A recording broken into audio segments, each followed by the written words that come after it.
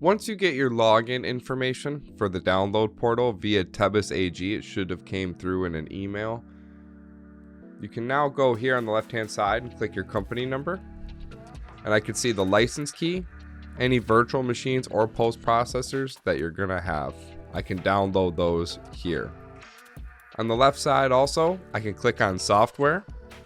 And then I can pick which version and which release I'd like to download, and I can download the ISO file as well as any release notes. There are other installation files as well. I can download the help manual books, the zip file here, the Tebis starter.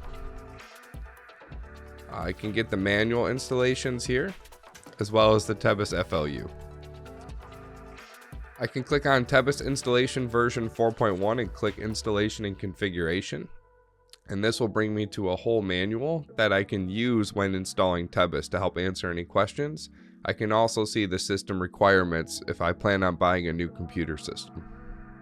There are other options in here like data transfer and conversion, license management, Tebis community, and frequently asked questions. Also in here, you can click on the pp-vm acceptance part.